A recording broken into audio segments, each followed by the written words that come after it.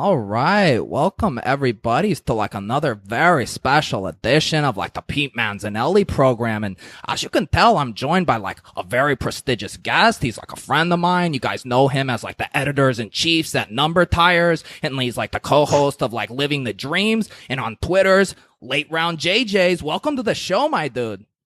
Thanks for having me, man. So look, I'm a big fan. I've been waiting a while to be able to just talk to you live on a show like this. Feels great to finally be one-on-one with you. Excellent, dude. I know. It's nice to like get intimate. And, I like really wanted to bring you on to like, you obviously have like lots of football acumen, but like, you're also kind of like a Renaissance man, and you like enjoy like good television programs like The Bachelors, which is kind of like in the throes of its season right now. And so I kind of wanted to have you on for kind of like JJ tell all kind of thing, and talk Bachelor. Does that sound good to you, dude? Yeah, man, that sounds great. And before we get going, dude, to kind of set the mood here, I was just going to pour myself like a little glass of wine here, dude. I don't know if you want to join me. Yeah, that sounds great. I'll join you for sure. What do you got, dude? Is that a cab or like a Pinot? It's a little cab. Cheers, dude. Cheers. Cheers. Oh, yeah, that's bold, heady flavors, dude. Good. Well, good. First of all, before we get going here, I just want to like ask you, because this is like a question you have to ask people, like, are you here for the right reasons, dude? I just want to ask. Of course. Okay. All right. Just making sure, because like a lot of people come on this program and they're like pushing their agenda, and I just want to make sure you're here for the right reasons. Of course. Totally. Okay. So I got to ask you, like, you'll tweet about like The Bachelor and like you'll get some haters that will come out, dude. And like, I just have to ask, like, this is kind of like devil's advocate. What's it like to kind of like lose your man card every Monday night for like 1 to 3 hours, dude, when you watch The Bachelors? Like, what do you say to those haters? I think that it's the manliest thing you could possibly do is to watch The Bachelor. I mean, if you really look at its core and what it's all about, it's about love. And what's more manly? What's more anything than love, man? Dude, I can get behind that, dude. Would you say it's almost like the most manly thing you could do? I think I cheers to that. Cheers to that. Dude. So the other thing, and the whole reason like I got going on this is because like before this season of The Bachelor, dude, like you did like a Bachelor fantasy leagues, dude. And I was like, this is so me, dude. Like I like Bachelor, I like fantasy. Tell me like how you got the idea for this and to like put this all together, dude. Yeah, I mean, there's some people who were really spearheading this even last season, the season before that, Pat Mayo being one of them. You probably know Pat Mayo. But he does it a little bit different. I just saw the abc.com link and I was like, you know what? I love The Bachelor. I know that there's a strong correlation between people who like fantasy football and people who like The Bachelor. So I'm going to send out this link. I'm going to get people to join this league and we're going to have fun with it.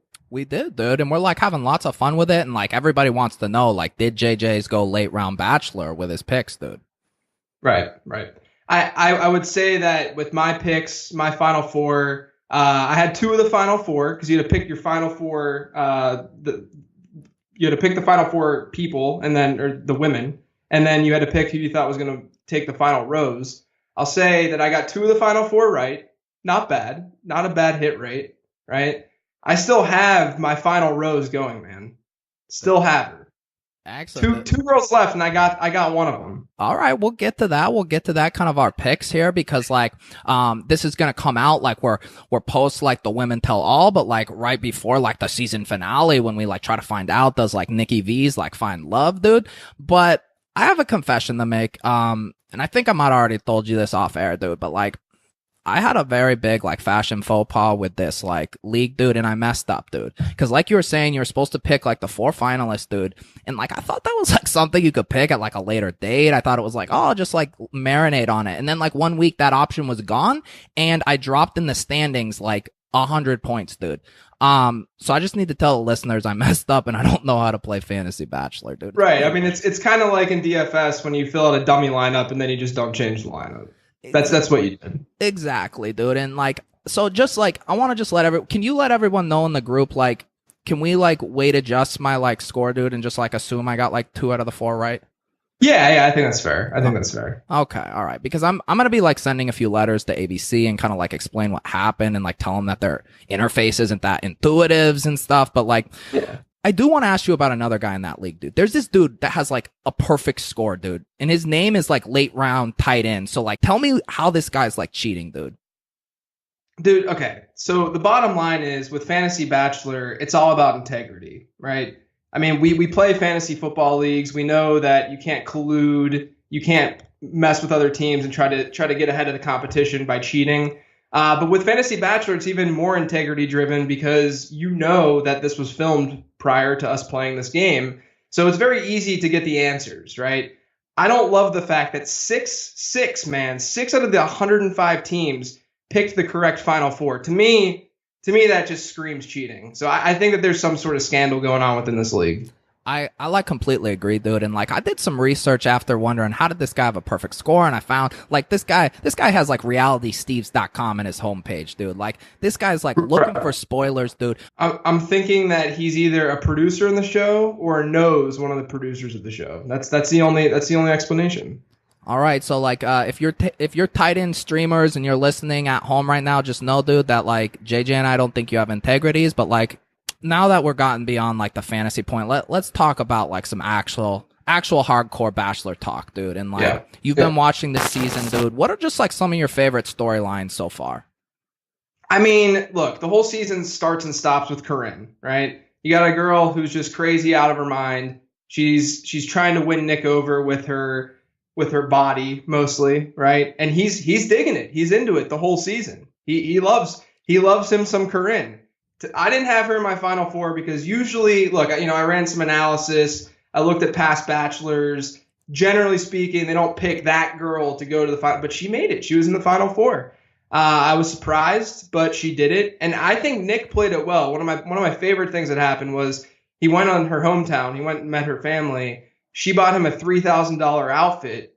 And then he just said, peace out the next week. So he was dating her. He got a $3,000 outfit and then he left. I mean, I think he played it perfectly with Corinne. He did, dude. He did. Although it didn't get her to the fantasy suite, dude. And it's like, come on, dude. You kind of dropped the ball there. But, dude, no, I completely agree, dude. This was like the season of Corinne, dude. And like that scene, like in the pool when she let him like touch her boobies, dude. Like that was just like pinnacle Bachelor, dude. And like some people were like, that's in like poor taste, dude. But I thought it was like art, dude. Absolutely. And her rift with Taylor, that other who the amazing irony of Taylor being a mental health counselor while being batshit crazy at the same time. That just made for unbelievable television. It's true. So like, let's get to the picks here, dude. So he's down to a couple women's. Everybody knows Rachel's going to be the Bachelor's next season. Who do you like? We got Vanessa's and we got Raven's, dude. Who are you thinking?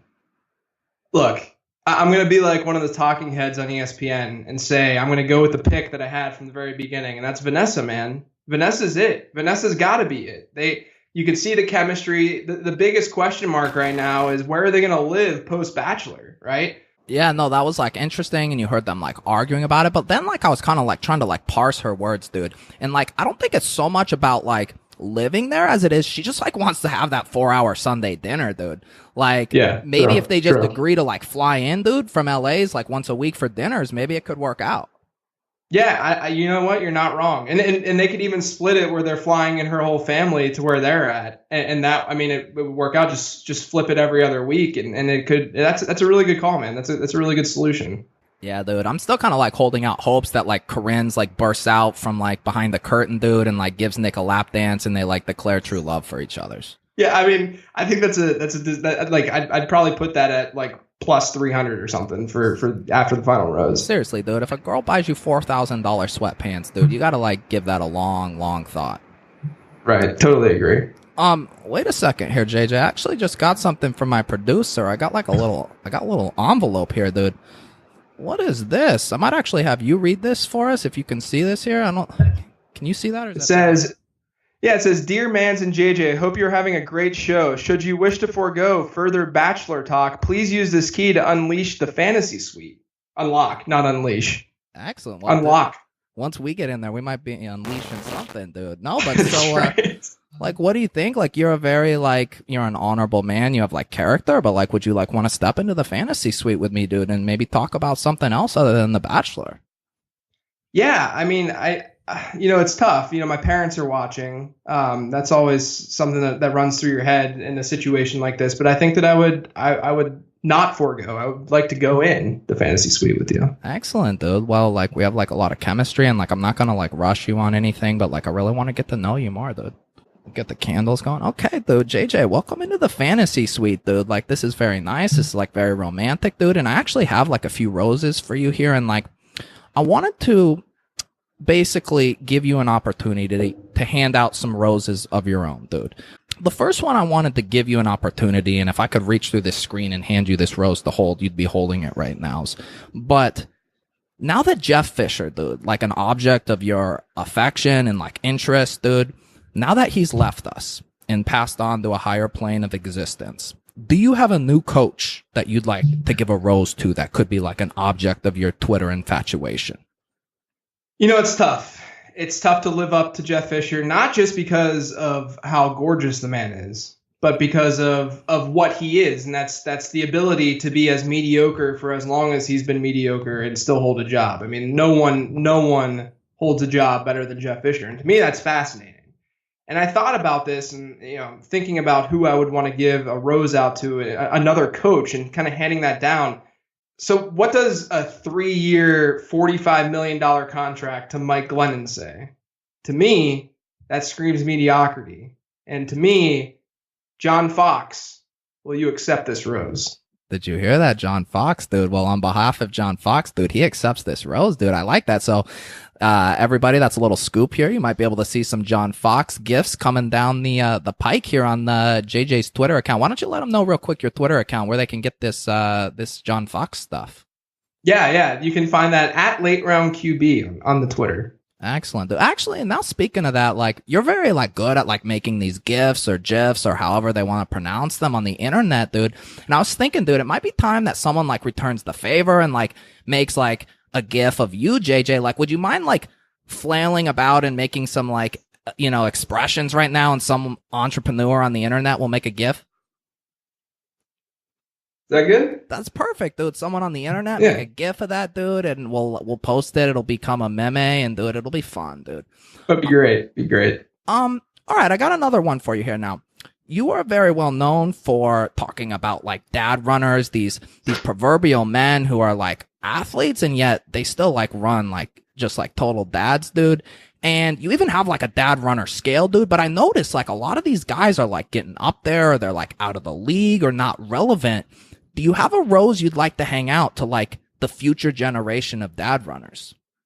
Yeah, I think that this is a perfect timing to give out this rose. If we were to do this 2 days ago, I don't know if I could give out the rose. I think that I'd have to cut the rose ceremony short.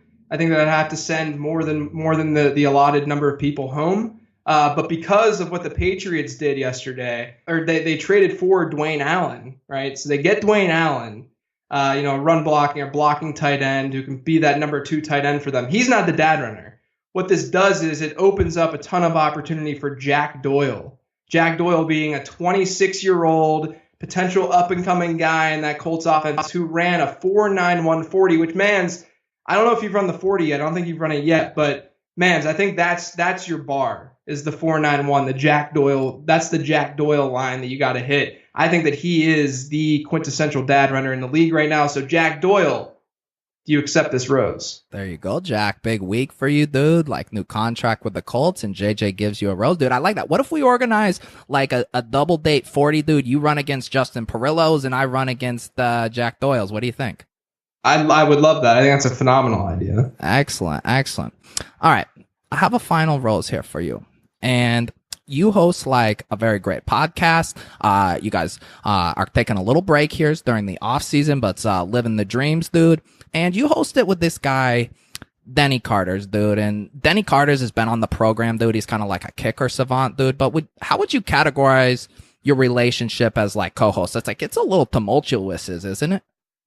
Yeah, I mean, I think that it's at times it's a Corinne and Taylor relationship between Denny and I. But that's usually off the air. What you see on the air is more like what you see from the girls just on the show, the other girls in those relationships where like that they don't like each other deep down, but they just kind of go with it because they want to look good on television. Yeah. that's kind of the situation with Denny and me right now. So yeah, I mean, ideally, it's a situation where I would be okay with getting a new co-host. We joke about it all the time, but there's a lot of truth in that. Mans, would you accept this rose to be the co-host of Living the Stream? Yes, I would. Suck it, Denny Carter's, dude. I accept it with so much gratitude. Thank you, dude. Thank you. I have to eventually move on. I think that you're my number one. My number two, if I can give out one more rose. Of course, dude, of course. My number two, it's a guy who has always been there with the show. He's done things far beyond what Denny's ever done. He once took a picture wearing the Living the Stream t-shirt with Emma Stone. I love where this is going. I mean, who does? No one has sacrificed that much for the Living the Stream podcast. He has his own IMDb page. I think you know who I'm talking about. But Tom Everett Scott, do you accept this rose? Yes, Tommy Everett Scott's, dude. We did a video about La La Lands earlier, dude. They got robbed in the Oscars, dude. Tom Everett Scott, I wrote him in for Best Supporting Actors. He's a great dude. He likes fantasy football, dude. Chill, dude. Very well deserving of JJ's rose. So yeah, dude, we are out of roses, dude, but we got Tom Everett Scott's. We got Mans replacing JJ's. We got, who else do we have? Jack Doyle's. And who is the other first one? Oh, John Fox's. John Fox, yeah. Dude, you gave out a lot of roses, a lot of meaningful people in your life, dude. It's gonna be interesting to see who you settle down with over time. Yeah, I'm excited to see where this takes me. Excellent, JJ. Well, I really appreciate you coming on the program. We already plugged your Twitter accounts, dude. Where else can people find you, dude? Get your Twitter hot takes, get your fantasy suite hot takes. Where can they find you? Yeah, man. I mean, if you want my Bachelor takes on Monday while you're sitting down drinking some wine, maybe with your significant other, maybe not with maybe you're just aspiring to be on The Bachelor. By the way, Mans, are you married? Do you have a girlfriend? Because I have addressed this on the program before. I'm married, but we have an open relationship, dude. So don't worry, ladies. Don't think I'm off the market. You know what I mean? I was thinking Alexis would be someone that you could go after. We didn't mention her, but she was low key one of the best bachelorettes on the show. Yeah, dude. She's a Jersey girl. I like it, dude. I like that. Alexis, dude. And she had the dolphin shark snafu, dude, right? Was that Alexis? That's right. Yeah. She thought that she was a dolphin when she was a shark. And she also, she's just down to earth. She gets cupcakes for her 1-year anniversary of her boob job. She's just a really down to earth girl. She's from Jersey. She's got it all going for you, man. Hang on, JJ's. I just thought of a new thing I want you to do for the GIF. Dude, you could turn this down, but would you do the thing where Corinne says, you call this immature? Do you call this immature? All right, you ready? You ready for this? Yes. You ready for this? Yes. You call this immature? There's the GIF. Thank everybody for late round QVs coming on the program.